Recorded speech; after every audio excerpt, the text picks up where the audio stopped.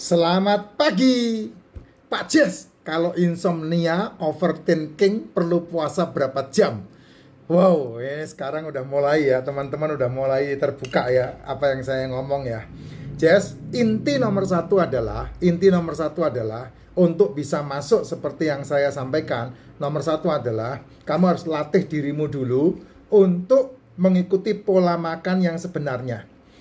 Bangun tidur minum racikan makcin, ya saya seperti yang saya buat ini racikan saya nih, sampai jam 9 aja saya masih minum. Bangun tidur minum racikan makcin, tidak sarapan, kata kuncinya pegang banget, tidak sarapan dan tidak makan malam. Bangun tidur minum racikan makcin, tidak sarapan dan tidak makan malam, itu kata kuncinya. Makanlah di jam 1, di antara jam 1 sampai jam 7. Kamu mau milih makan jam berapa? Kayak hari ini saya makan sekitar jam 3 tadi. Ya, kamu mau milih makan jam berapa? Silahkan. Jangan mengurangi aktivitasmu. Kamu kerja wajar, kamu kerja normal, kamu beraktivitas normal. Jam 10 pagi kamu boleh makan telur 2 butir, 3 butir, 4 butir, 5 butir, terserah. Kamu boleh makan telur. Kalau jam 1 sampai jam 7 tidak makan, yang lain ya, kamu tidak punya masalah penyakit, kamu makan silahkan bebas. Tidak ada pantangan. Tapi kalau kamu sudah punya degeneratif, di mana sel-selmu gagal meregenerasi, biasanya usia 40 tahun ke atas, biasanya umur 35 tahun ke atas sudah mengalami itu. Yang kedua, kamu mengalami yang namanya masalah komplikasi. Ini hampir banyak orang mengalami. Yang ketiga, kamu mengalami masalah metabolic syndrome. Kenapa umur 35, umur 40 tahun bermasalah seperti itu? Karena selama kamu hidup, dari lahir sampai tua seperti itu, makananmu paling banyak yang kamu asupkan adalah makanan sampah yang menimbulkan penyakit setelah terjadi 3 sampai 5 10 tahun kemudian. Itu yang paling penting. Nah, kalau pertanyaannya adalah insomnia, overthinking, perlu puasa berapa jam? Nah, ini kamu harus awas-awasin nih. Kalau kamu mengikuti pola saya, ya, bangun tidur minum racikan makcin, tidak sarapan, makan di jam 1 sampai jam 7 malam, dan malam harinya tidak makan, maka kamu tidak makan 18 jam minimal. 18 jam minimal. Saya tidak bicara minum ya, minum harus. Kamu minum kudu, harus. Kamu racikan makcin pun kamu boleh minum berkali-kali. Nih saya nih tuangkan lagi nih. Ya. Jadi racikan makcin itu kamu minum bebas. Tidak ada aturan. Oh, harus diminum gimana enggak. Terutama yang saya bilang harus pagi bangun tidur minum racikan makcin, gitu ya. Bangun tidur pagi minum racikan makcin. Setelah itu bebas. Ya, kan kamu butuh minum. Makan bisa ditunda. Karena informasi di otak itu yang betul adalah minum. Makan itu setting. Ya, itu yang perlu. Nah, malam harinya stop makan. Gitu. Itu 18 jam. Nah, kalau kamu puasa 18 jam, maka sel tubuhmu ya akan memakan sel tubuhmu sendiri. Namanya autophagy. Tentunya sel tubuh akan memakan sel tubuh yang rusak tentunya. Sehingga ketika kamu menjalankan sehari, 2 hari, 3 hari seperti itu, maka tubuhmu akan menjadi sehat dengan sendirinya. Tidak tergantung dengan obat. Nah, disitulah saya selalu bilang, kamu menutrisi tubuh atau mengobati tubuh. Catat baik-baik omongan saya. Kalau kamu menutrisi tubuh, bangun tidur minumannya racikan makcin. Tuh, penuh lagi tuh. Ya, bangun tidur minumannya racikan makcin. Kalau enggak minum racikan makcin, boleh enggak, Pak? Boleh. Saya enggak memaksa kamu beli racikan yang saya buat. Kamu bisa minum suplemen. Suplemen bisa diminum pakai air putih, enggak ada masalah. Suplemennya apa? Yang paling utama yang bisa diminum semua umur yaitu MCT, probiotik,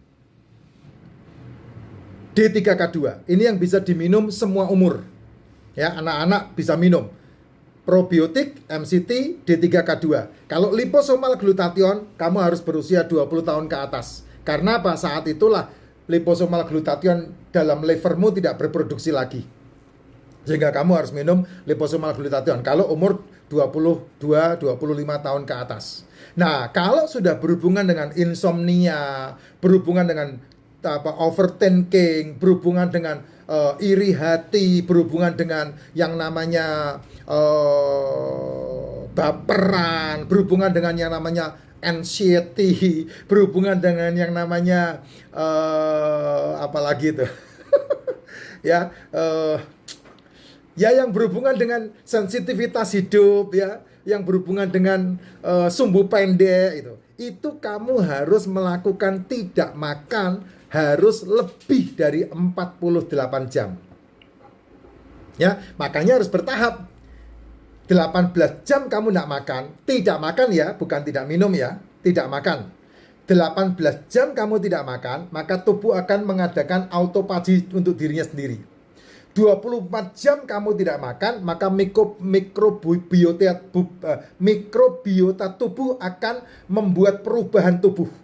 Ya, tubuh membentuk keseimbangannya sendiri. Itu 24 jam tidak makan.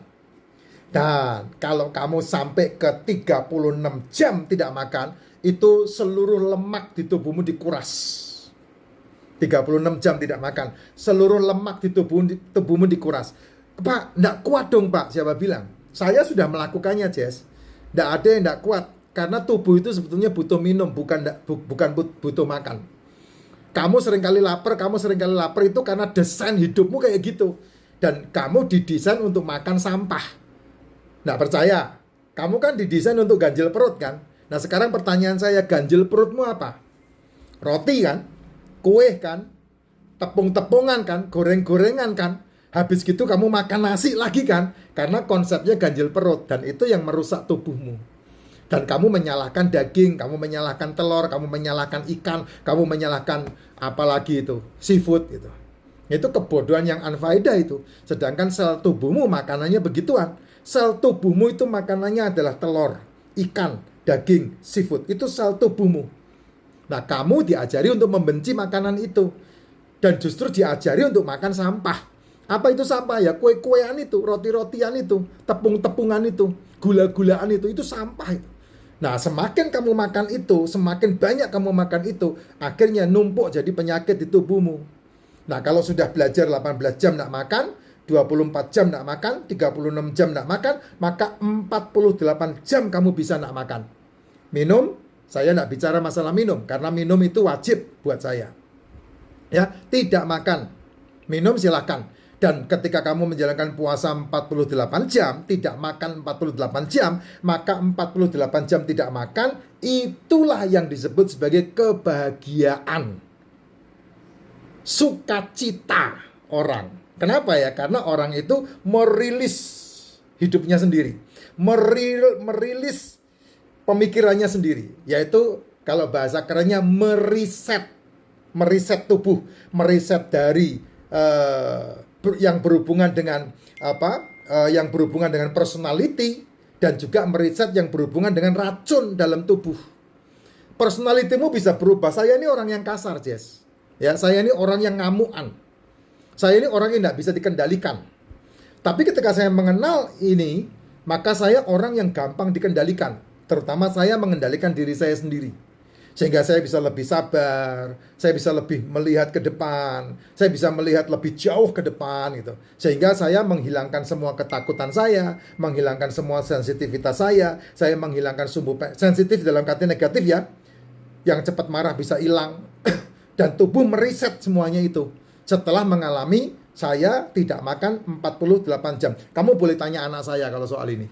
Ya, anak saya paling tahu. Anak saya paling paham itu.